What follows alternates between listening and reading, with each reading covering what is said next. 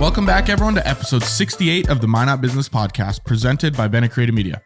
I am your host, Easton Bennett, and on the show today, we have Sarah Fast. It's good to have you on the show, Sarah. Yes, thank you for having me. Before we get started, if you have not already, please rate and review the show. It only takes 5 seconds to leave a rating and review, and it really helps spread the word to new audiences and attract new guests for you guys each and every week. All right, Sarah, let's dive right into it like we like to do every single week. Tell us, for the people that don't know, and honestly, me, I don't know. I did a little bit of creeping and a little bit of research on you, but for the people that don't know, what are you all about? What's your thing?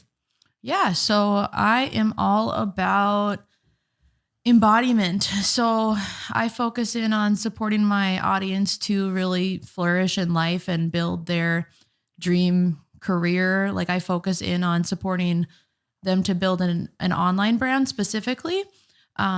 Because I really value freedom and everything that I create is coming from that space. So especially in 2023 now, looking into 2024, an online presence is super important. Is that kind of the message that you like to preach? Absolutely. I think it's everything. I think it's really powerful to have an online presence and to be attracting people to, just to be self-expressed in general. And then you are able to attract people who like that. So I know you didn't start here. This wasn't your starting point. So give me a look into your entrepreneurial journey. It started, I think, when we were talking before this, you said like 10 years ago. Yes. Where did this all start? Yeah. So it really started with me. I went down the traditional path. I went to college, I got a degree. I started working in my career field and I just felt like something was not right. Like I just felt like that wasn't the right path for me. And so I, on a whim, I had no plan at all. I was just like, okay, I'm not going to do this. So I quit my job and just started trying to discover like what I was going to do. And then I did some research and started my first business, which was my pet sitting business back in 2014. So I did that for 8.5 years. And along that journey, I transitioned into the coaching field because entrepreneurship is, it's mostly mindset and energetics. And I had to do a lot of digging within myself. Like there was a lot of limiting beliefs coming up as I was growing my business, even just the pet sitting business, competition and like how to feel and like all that stuff. So the coaching really supported me on that. So when you were starting the pet sitting, did you have any experience or anything? So I've always loved animals and I've always had dogs growing up. And I've always had a really unique connection with animals. And, so that was really, I was just like, I already love dogs. I'm already really good with them. So So then business experience wise, you said you went to college, went and got a degree. Was it a business degree or did you get a degree in something else? No, my degree was psychology and criminal justice. I had zero business knowledge at all. And, I'm still continuing to develop new skills as I grow, and that is, you have to learn business but I think you learn as you're doing it. Yeah. That's the one thing about business that when I always talk to people, it's like business, you don't necessarily need a business degree to start a business. Obviously you can figure it out on your own. And both paths are fine, but it's interesting how you can start a business. And so many people we've had on the show, I have a degree in biology and then, okay, I have a degree in the arts, whatever it might be. And everyone comes together to be this business owner. So it's super cool to see like that. So when you graduated college, did you ever think, man, I want to go into what my major is? Or did you do the pet sitting right away? So I did. Like I was working at a residential treatment center for a while. And then I was working at Job Corps for a little bit and I had a really good, I had a good gig there that I actually kind of got in at the beginning stages. But like once I started, it just wasn't it, it just didn't fulfill me. Was there something that sparked, like were you just sitting there one day and you thought, man, I gotta do something different? Yeah, absolutely. It was like a blizzard. And my job was to go and try to get these AWOL students from random cities in North Dakota. And I had like no really experience with that either. Like these kids were way bigger than me. I'm not that, like they could beat me up probably. Like, so, and the vehicles weren't very good and I'm not really one to be driving on the highways in the wintertime. And like there was this time specifically where I was ordered to go to, I think, Fargo or somewhere when in the middle of a blizzard to try to like get these kids that nobody knew where they were. Yeah. And I was like, nope, I'm not doing that. Yeah. And that was it. Like I put in my 2-week notice and that was literally it. I was like, nope. So that was kind of the straw that broke the camel's back. Yep. And then you dove right into the pet sitting. And obviously you did it for what, 8.5, 9 years, you said? Yep. So you must have enjoyed it. I did. I loved it a lot. Had a lot of success with it. And then I started having kids, like more kids. Like we have 3 kids now. So, and and Kennedy, who is 3, she's allergic. So we actually found that out as I was pet sitting still. She was like triggered really bad. And eventually I had to let that go. I suppose that puts a pretty big damper on the pet sitting thing when one of your kids is allergic. Yeah. And then I had another one. So we had back-to-back kids during COVID and they're 15 months apart. So it was a lot to, I mean, kids and dogs. It was like, okay, I gotta really focus in on this coaching. Yeah. So you obviously started pet sitting, and before we go into the transition into the coaching, what did you learn from that first business? You did it for 8.5 years. I'm sure you picked up some business skills. What are some of the things you learned in that first entrepreneurial endeavor? I learned that, I definitely learned that social media marketing is very powerful. I gained a lot of experience in that, and client retention, just building customer relationships that were long-term, that they would just keep coming back, and just developing like a good experience overall. I think that is really important when it comes to business, is creating a space that can continue to expand and that people are going to want to talk to others about. Did you know that going in that social media is going to be as important as it was, or did you kind of figure that out? No, like even back in 2014, like I had my business page and whatnot, and it definitely like didn't really hit me till a little bit later that, wow, like social media really is a really powerful way to build your network. And especially now, all of the different platforms, like 2014, way different than now 2023. Like things have evolved so much. Absolutely. And I wish, I really wish I would have focused in on even building my presence back then, even more so, because now you really have to stand out and you have to do things differently and you have to be consistent. And, you have to work at it. That's the one biggest thing, consistency. Like it's crazy. Me and one of my buddies did a challenge. We're going to post every single day for 30 days. Mm-hmm. By like day 23, I'm like, oh my gosh, this is like so much work. And it is consistency. That's what's going to get. I follow this one guy on TikTok, which that's a rabbit hole in and of its own, but he has posted a daily vlog for 672 days, I want to say. Oh, wow. Straight. And now that's his full-time job. He started doing it, just like documenting his day. And now brands will just pay him like, hey, integrate our gym into your vlog. And that's his full-time job. So the consistency that he's put in for that is astronomically good. Where that's kind of the one biggest thing when I talk to people, it's like, be consistent. That's the number one thing. Even if it's not great in the beginning, like we talked about, even if it's not great in the beginning, it's going to be awesome. And sometimes it feels like it's not working like as fast as you want it to. But like that consistency allows, like, first of all, we have to trust ourselves to show up. We have to show up for ourselves before other people start believing and showing up for us. Yeah. And that trust, building that trust with our audience, like it's everything, because if it's like you post a couple of times a week, you're not going to be at the top of their mind. Yeah. They're going to go and scroll and do their thing. But like, if they keep seeing you and you're showing up, like they're going to notice. And then that evolves. After, if they see you every single day for 6 days straight compared to, once on Monday and then the next Wednesday and then the Friday after that, it's a numbers game too. So let's talk about the transition to coaching then. You obviously got out of the pet sitting business.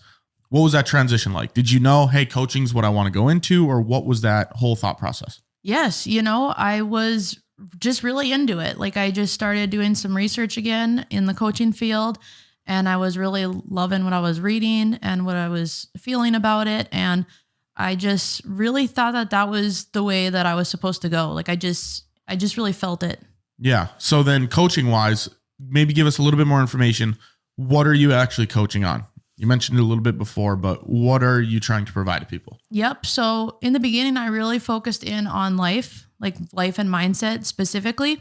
And now I'm focused on both like energetics and strategy as business is concerned in the online space. Okay. So I focus in on helping people shift limiting beliefs that are holding them back, breaking through their own glass ceilings, like income wise, shifting money beliefs, leadership, commitment, like all of that, like emotional intelligence and leadership is probably the most important pieces.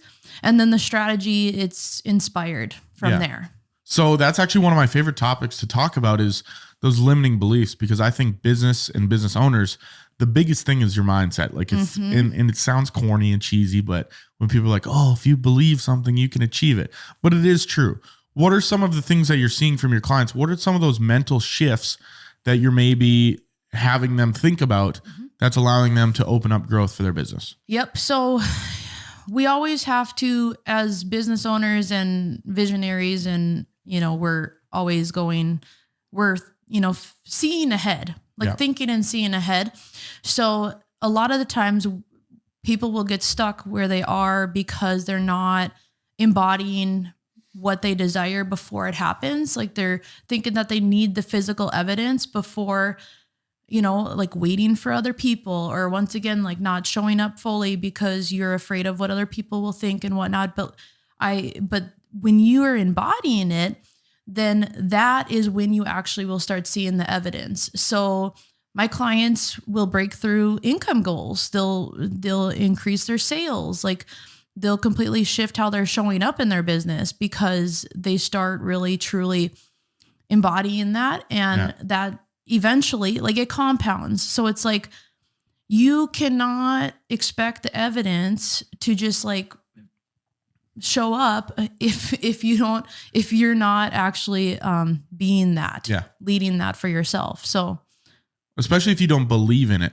And that's one thing, manifestation. Like I'm not the kind of guy that wakes up in the morning and like says, I am this, I am this, I am this. And that's, some people do, which is awesome. But if you just tell yourself something, if you say it enough times, you're going to eventually believe it. Yep. You have to, it's repetition, you've got to really feel it before you can see it. So you got to feel it first, and that takes practice, and it takes really truly staying in your own lane. Like you've got to stay in your own lane, especially like as business owners. Most of the time we are trailblazers. So we are influencing others to, do things their own way. Like that's what I really essentially do, is like I'm providing that space for people to believe in themselves and to expand the way that they want to, and to know that they are worth it, like worthy of it. I know that sounds corny too, but it's like, if you don't think that you are worthy of 10K months or 20K months or whatever, like you're not gonna achieve that. You have to get past that self-inflicted imposter syndrome where you tell yourself, well, I can't make $15,000 a month because XYZ. Well, it's like, why can't you? If other people are doing it, it might take some work to get to, but that limiting belief, if you tell yourself you can't, you're already a step behind. Absolutely. And, it's leaning into like multiple six figures. You got to be thinking and showing up much differently than the majority of people. And that is expansion. And that is where we see the results that others are like, hey, how did you do that? Right. It's like sometimes you won't really know necessarily how it all happened as it's happening. It's like, oh, of course it happened. But like, I've been showing up and doing the work for years. Right. And that's what a lot of people don't see. They don't see the inner work. They see the results. And it's like, this is all inner work at the end of the day. That's my favorite, is when it's like, oh, it's an overnight success. It's like, no, I was posting or doing whatever for 5 years straight and no one really said anything. And then once it gets to the point where it's like, oh, something blows up, then people are like, oh, you're an overnight success. It's like, not really. It took 5-6 years to happen. But it is that, like we mentioned before, it's that consistency, showing up every single day and believing in what you're doing, and eventually the grass will get greener.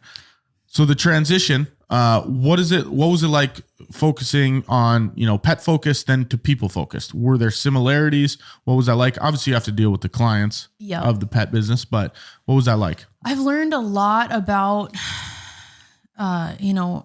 sales psychology and just like the consumer mindset and all of that with the coaching specifically, especially because it is completely different. Like it's so different. The pet business that was easy. Yeah. Like it was like, this is a need and people are buying it because they need it, right? Like coaching and mentorship is a desire-based service. It's like a luxury service. So you've got to speak specifically to a specific audience and mindset.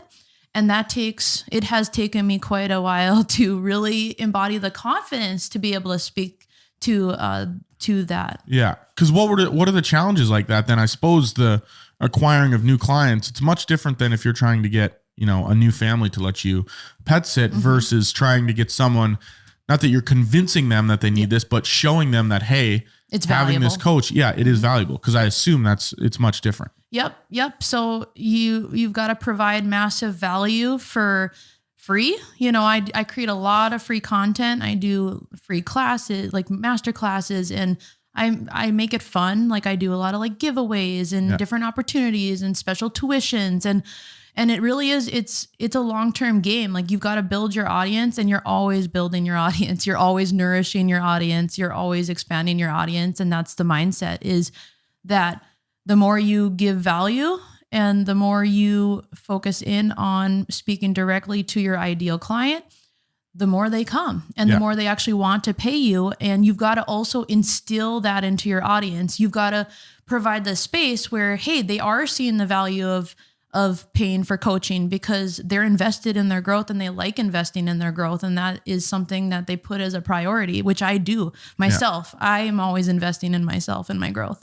That's one of my favorite things you mentioned, always putting out free content and classes and master classes, is that top of funnel where things are free and people can just see you for the first time and think, oh, what is Sarah doing? This is cool. And you're giving that free piece of advice. And then they follow you. And now they're into that middle part of the funnel where it's like, okay, maybe I'm learning a little bit more about what she does. And then the bottom of the funnel where you're actually like, hey, let's work one-on-one with this together. Is that kind of the structure and the flow that you have things set up? Yep. Right now I have multiple offers. So I always focus in on, hey, I'm going to have a lower cost, lower piece, and then the middle piece, and then the larger one-on-one ticket price.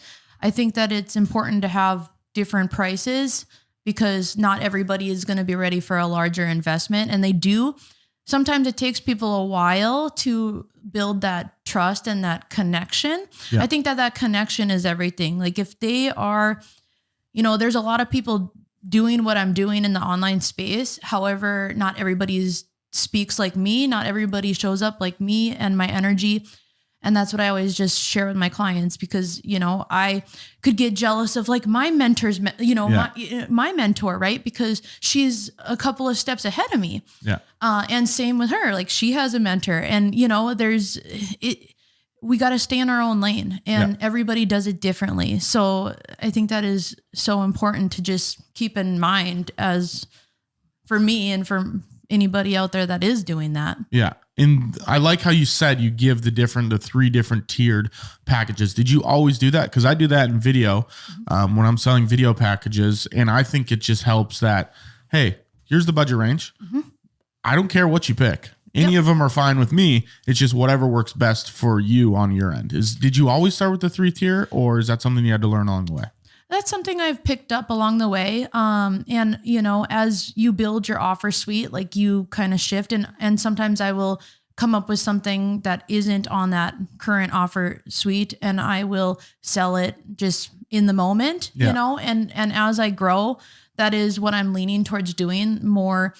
I'm always evolving like my offers. So but I think it's important, even if you have like a low cost masterclass or something that, people invest in, but like, it's not a ton of money that, just making sure that it's not just a perfect, like a aligned fit for them, but it also has to be an aligned fit for me. Yeah. And I think that's why it's so important to have those different levels. So you're holding that boundary too. Yeah. Cause if you give them the low price and then you're giving them everything, that's when it's like, oh, this isn't an equal balance here. And that's where it gets a little bit hairy. Yep. You gotta really, like, I'm always focusing on putting my energy, like my energy is a priority. Like it is valuable, right? So it's like, you also got to price according to that. Yeah. And, as you grow and your standards are shift or your boundaries shift, like you can, like I'll shift things as I want to shift things in my world as I grow. So energy, do you mean then like only so much energy you can put into your clients? Whereas if you were just taking a ton and then some of the clients, they lose a little bit of that energy from you. Is that kind of what you mean? Well, it definitely depends on where the client is. In the past, there's been times when I've taken on clients that did, definitely drain my energy a lot. And it was just like too much. And that's on me, right? Like as we evolve, we learn more about our ideal client and who we want to be working with. Yeah. But I mean, as far as like my capacity. So it's like, I'm home with my girls and I'm not willing to sacrifice a specific amount of time that I want to spend with them. Yeah. Right. So I've got to be creating my offers and as I grow, like that has to, like my priorities and desires need to come first, because then I can hold my clients to that standard. And that's what I desire to do. I really like that. I want to transition into the book side of things, you being an author. But before we do that, we're going to hear from this week's sponsor, Midco. Whether you're looking for a good deal, more reliable internet, or a more forward-thinking tech partner for your business, Midco has you covered. They're making it easier than ever to make the switch to Midco. Sign up for services before December 31st, and you'll receive free professional installation. That's a $499 value. You can schedule installation at the time that's most convenient for you and your business. Plus, Midco's team of experts will not only set up your services, but set your team up for success by showing the ins and outs of your new connection. From gig speeds to VoIP phone services, get everything you need to help your business thrive. Visit midco.com/business/free install. Again, that's midco.com/business/free install. This limited time offer is for new customers only. Thank you, Midco, for sponsoring this week's episode. Really appreciate you I'm just struggling with the words. Really appreciate having you sponsor the show. All right, so let's hop back right into the question. So you brought a book here today. Yes. For the people that don't know, you are an author, which is super awesome. I tried to write a book when I was in like 7th grade.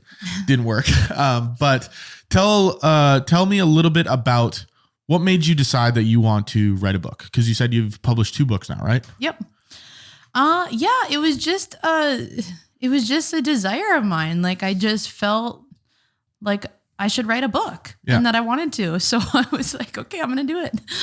And I did it twice. So what is that process like? Is it like, did you know anything about publishing a book or writing a book, or did you just, pen to paper? Here we go. No, I just really, like, it was flowing out of me. Like it was just something that was a really healing process and growth process for me overall. So I just did it. Like I just started doing it and I was really into it. And then, here we are. So what benefits have you seen from writing the book then? So my latest book, Orgasmic Attraction, actually, with the support of my incredible book mentor, we reached #1 new release in several categories on Amazon. And it has also allowed me to really kind of step into another layer of confidence. And, as I'm continuing to grow, I think that was a big piece. And also just, this is all my vision, right? So it's like, it's part of my vision. Yeah. So it has supported me to get even clearer on what I'm leaning into 2024 and, in the future. So obviously it's not very often that you speak with people that have a, #1 bestseller, which is awesome. So congratulations on that. Thank you. I assume because I have not read the books, but I assume that they are centered around everything we've been talking about today. Yep, absolutely. This one specifically is focusing in on creating a reality that is fueled by pleasure and purpose. And I think that is everything. Like that passion is, I think it really is everything for wanting to wake up in the morning, for taking care of yourself, for, having the energy to show up for yourself, your business, your kids, like your family. You have to be in a specific energy for that. Otherwise, you're burnt out, you're struggling, you're depressed. When for me, it's like if I lose sight of my vision, that's when I start going down the rabbit hole, and when I start losing that spark and that passion. So pleasure embodiment for me has been a powerful modality and tool that I teach my clients, specifically somatics and different meditation techniques and things like that. That's awesome, because that's one of my favorite things is the whole mindset around everything. It's so easy to get into the roller coaster effect of business where this is awesome. And then you get into the dip, it's like, this sucks, where you have to keep that even keel. Again, that all starts with your mind. What are some things that you've learned after writing 2 books now? Maybe there's some people listening that are, aspiring authors, or maybe they're writing a book. What are some things you learned that you can share with the audience?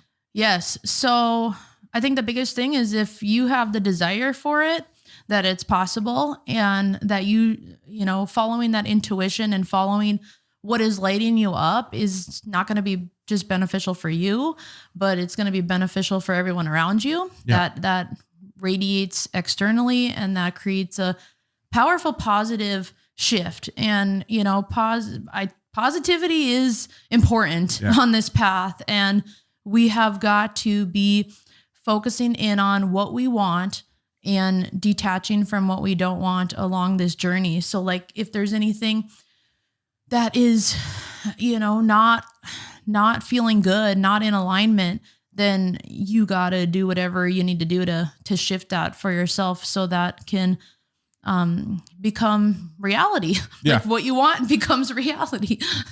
So there's self-published books. Yes. Okay. So how does that process work?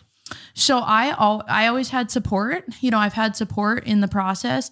But like the formatting, all of that, like I didn't do myself. Like I had support to do it. So I honestly wouldn't know that part of it. But I think the actual just writing it and getting it completed is the most important piece. And then you can always get support with the rest. How many revisions did you have to do on? Are you kind of like write it and it's pretty good, or do you go back and tweak and fine tune everything? Yep. I did a couple of revisions. I read through it about 5 times, and then it was edited from there. Yeah. Mm-hmm. Okay. Cause I've always wondered, like, when you think about like, hey, I'm going to write a book, it always seems very daunting. Is it that daunting of a task, or is it? It wasn't for me, but like also I wasn't forcing it. Yeah. I think that's a big piece is when you really want to do something, it will just come, like it will flow, and you won't have to force it. And once in a while you'll have blocks and you'll, not really feel like showing up or doing the work. But then I always just tell people, okay, you need space. Yeah. You need to just chill. Like you need to calm your mind and your nervous system, because it's probably all wonky and there's something going on there. Yeah. Because when you're in flow, when you are in it, like you're doing it, and there's no like forcing yourself to do it. Yeah. Cause how long did it take you to write the book? It took me about 8-9 months. Okay. Yeah. I'm always curious. I listened to a couple podcasts where they have some authors on there. Do you have a specific, writing thing that do you like to sit in a dark room and write? Do you like to just have headphones on? What's your writing process? No, I usually will have like some music in the background. Okay. And then I'll just go for it. Are you actually pen to paper, or are you typing? Typing. Okay. Yep. Let's say it. The one thing when I was in college comp, the one thing I didn't like, the only reason I didn't like that class, because I was always writing. Our teacher made us actually write pen to paper. Oh yeah. So I'm like, man, my hand would cramp up all the time. And I think I would like writing if I could just, put some fingers to a keyboard. So if we transition a little bit then, we go from the book, and you've also talked to me earlier. You've launched a podcast recently. Yes. So tell us a little bit about the podcast. What's that all about? Yeah. So that is all about a little bit of everything. Like it's whatever I really want to focus on that week. I actually had my first guest on this past week. We talked about wealth embodiment, and I talk about motherhood. I talk about personal growth. I talk about leadership. I talk about a lot of like law of attraction stuff, because that's really what I feel like has gotten me here the most is like Abraham Hicks work. Yeah. I don't know if you've, law of attraction, all that. So yeah, I focus on a little bit of everything, but it's just really what is coming through that my audience needs to hear that week. Like I feel connected to that. So that's what they need to hear. And it's just another way. It's just another platform for people to find me and to have another, space where it's like free content. That's a question I was just going to ask you. You said another way for people to find you. Yep. When I talk to clients, I would say, hey, you should start a podcast. And you see a lot online that people are like, there's too many podcasts out there. Not everybody needs a podcast. Where I'm almost on the other side, where it's, even if your audience is small, the podcast is worth it. Even if, it's 100 people, it's like even this podcast here, not a ton of people are listening to it. Maybe, a couple hundred people, but those couple hundred people hopefully are getting value out of it. Are you on the train that more people should have a podcast or less people? Well, I think that any kind of way for people to discover you that would not know you on, that aren't following you on social media is powerful. And also going into it, like I say this all the time in my lives and whatnot, but it's like, there may not be as many people listening and watching as you want to right now. Yeah. But like, what if you do this every single week for 3 years, and you really believe in your voice, and like, where would you be in 3 years? I think after 150 episodes. Yeah. Yep. And you just never know. And it's like, you don't know until you do it. And I think it's easy to, like, for me, I show up, I speak for 20, 30 minutes and it's not that hard to do every week. So it's just, I think it's a no-brainer. I really do think it's a no-brainer. And I think that we have got to have multiple ways for people to find us. And that's another way to sell your offers too. Yeah. Like you can invite people to an evergreen course or what you're doing currently. And it's another client journey. My favorite thing about when people say, you mentioned this, not many people are listening, right? Is one, it's awesome if you're selling high ticket items. If you're selling something that's like, let's say you're a realtor and you're selling houses and you have a podcast, it only takes one client to be like, man, that podcast is worth it. If you're getting whatever it is, 3%, and you sell a $400,000 house, whatever that is, the commission on that, just if you get one client from the podcast. Yep. So that's awesome. And then on the flip side, I always like to think of the views. Even if you had, let's say 50 people listen to your podcast, if you were to put those 50 people in a room and stand up on stage and talk to them, would that feel weird? It'd probably feel like, man, that's a lot of people out in the audience, where that's the same exact thing for a podcast. It's just they're watching digitally. So if you had the chance to stand up and speak to 50 people every single week and, build that relationship with them, everyone would snap on that chance, right? Absolutely. But they don't look at it the same with the podcast. So that's where I view, even if this gets, 50 to 100 people watching this episode, that's 50 to 100 people that are, learning the business stuff that we're going to be talking about today. Yep. Which is super excited. So that's why I think more people should start a podcast, even if it's super niche. And I tell a lot of my clients that even if you're in the most random industry, there might be 35 people that are like, man, I really like painting or whatever it is. Maybe it's a painter and they start, someone really gets into the bear paint and then the Sherwin-Williams, whatever that might be. So I'm an advocate for the podcast. You also mentioned being a mom.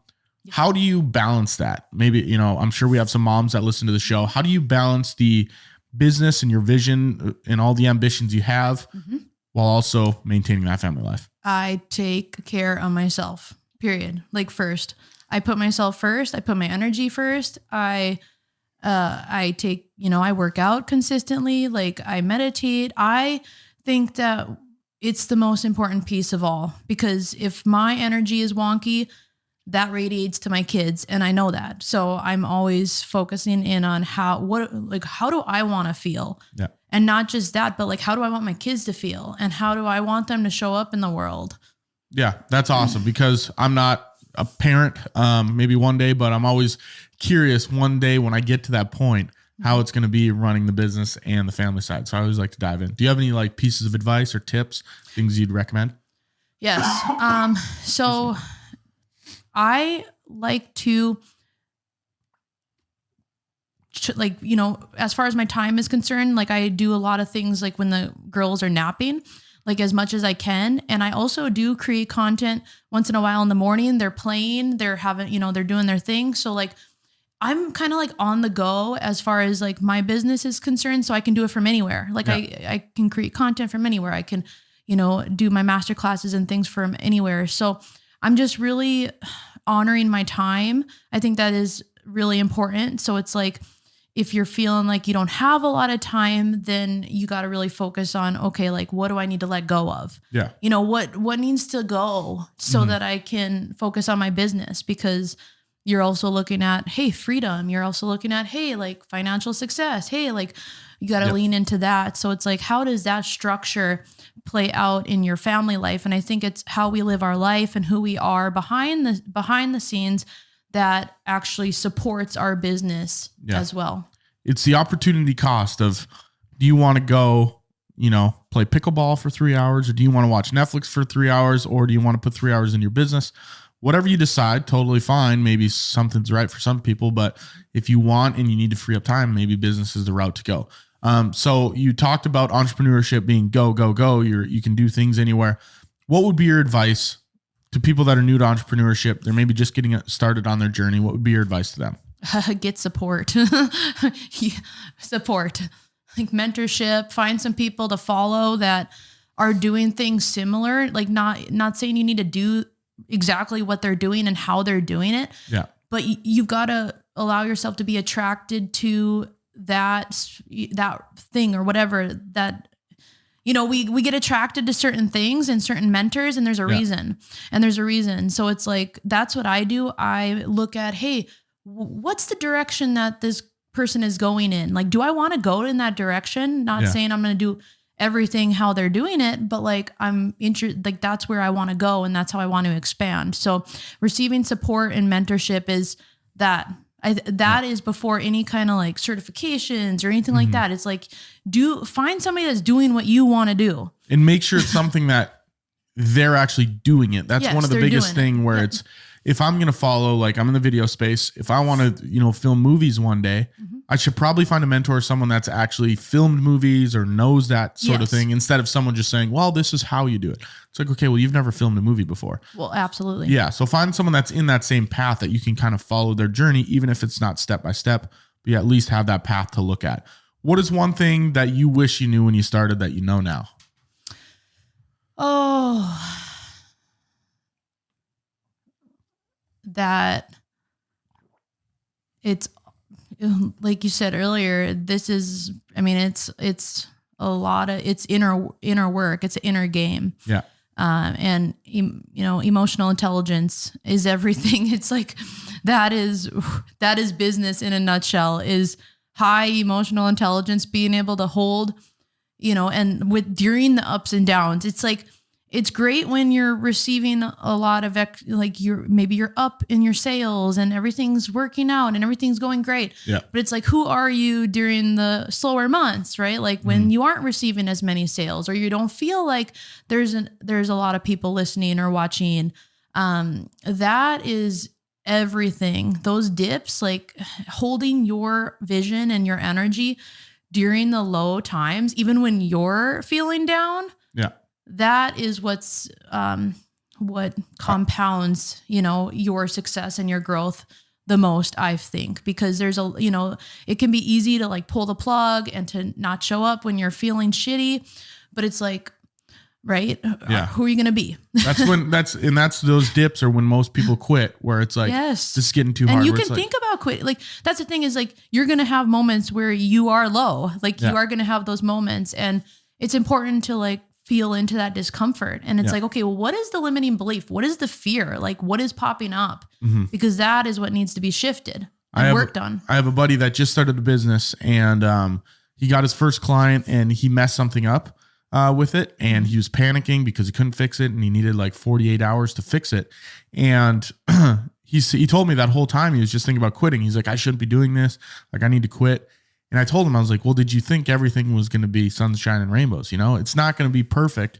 Where if you have that mindset going in, yeah, I'm going to make some mistakes and things are going to happen, but you're going to battle through those things, then you're fine. But like you said, those dips is where people can eventually, you can think about quitting, just don't quit at the end of the day, right? Yep. Or you have maybe a disagreement, or like a client falls out of alignment. That can happen too, where you're working with someone and then, it's just not like, it ain't working, it's not working. And it's like, you've got to have those hard conversations. You've got to be able to hold those hard conversations and to hold more. So like, it's like success, more money, more clients, more sales, more opportunities, more of all the things. You're holding more of the contrast as well. Like, you're holding more responsibility. You're holding people's emotions and their limiting beliefs and like all of these things. Like, you have to learn how to hold it. And that is your energetic capacity. So as you expand, you gotta regulate your nervous system, because it can be, that's everything. You have to regulate. That's your nervous system so that you can expand your capacity to hold more. Because, the worst thing that could happen is like, hey, you have this huge influx of business and all these things that you want, and you can't hold it. Yeah. And then you lose your shit. Yep. And that's the worst when you grow, not growing too fast, but when you're like, now everything's here and I can't even maintain it. I can't handle the workload. Yep. I don't have enough energy to handle the workload, whatever that might be. And then it's just a domino effect. And sometimes those things happen, and then we learn through those, and it's like, you have to just keep learning and making mistakes. It's trial and error, and you eventually you figure it out as you go. Yeah. Like, you embody it as you do it. And it all starts with a mindset. So a couple more questions I have for you here. Future plans, upcoming projects, anything you're particularly excited about moving forward? Yeah, a lot of things I'm excited for in 2024. I have like my quarter one offers. I'm actually doing like a free 2-day series on my personal Facebook page, Pleasure to Profit, over the next couple of days. And then from there, I am really just focused in on nourishing my audience, creating more offers that are going to be attractive to them. And I'm receiving mentorship. Like, I invested in my growth, and I just, even earlier this year, I went on like a personal retreat that was really powerful. And so I'm just investing in my growth. I'm open to opportunities. I'm going to, I already have like a business summit that I am part of in September in Montreal, which is really exciting. Like, that's awesome. The farthest I've went for, and I've been to quite a few experiences over the years. Like, I've been to Tony Robbins, I've been to a lot of different things, but this one I'm even particularly more excited about because it's all females. It's all like online entrepreneurs in like coaching. Yeah. So that's going to be really powerful, and just continuing to evolve. Like, I'm continuing to do my thing, and I'm excited about all of the clients I'm going to be working with continuing into 2024 and just expanding from here. Any more books on the horizon? Not right now. It hasn't popped up. I'm actually going to write another secret chapter inside of this book. It launched on my birthday, January 7th of this year. So I'm aiming to write that chapter before my birthday again, and to do a little, I'll do a little like kind of relaunch celebration type thing. So we'll do that. And nope, I'm really leaning towards just all online stuff. Like, cool. Besides, I just don't feel called to write another book right now, but maybe in the future. Yeah. If it comes to you, then you can write one. Yep. Last question I got for you. Mount Rushmore of business advice. Everyone that comes on the show gets this question. I need 4 pieces of business advice from you. Who you'd slap on the Mount Rushmore. What would those be? Okay. So business advice. Number 1. Get support. There we go. Number 2, take care of yourself. Number 3, do the work to detach from anything that you don't want. Yeah. And number 4 would be to show up. Yeah. Like show up 110% in everything that you got right now, knowing that that's going to continue to get better, and just freaking do it. Yeah. That's probably my favorite one. That consistency, show up every single day, even if you don't want to, like you said earlier in the show, even if you wake up, you don't want to work that day, you don't want to work on something, it's stressful, just show up and do it. And after you keep compounding those days, it's going to be a good time. So, Sarah, thank you very much for coming on the show. Where can people find you? I'll put all the links in the description below. Yeah, so Facebook and Instagram are my main platforms. That's where I am consistently. I also have TikTok. I post on there, not as consistently, but I'd say every like 2 days, I post on there. And that might shift too. I might post more over there. I haven't been live yet over there, but I could. And then my book is on Amazon, and my podcast is, you can find that on my Instagram or my Facebook as well. Awesome. So Sarah, thank you very much for coming on the show. We really appreciate it. Thank you for having me. Check out Orgasmic Attractions on Amazon, and check out the links in the description. Check out Sarah's pages. That was episode 68 of the Minot Business Podcast. We will see you guys next week for episode 69.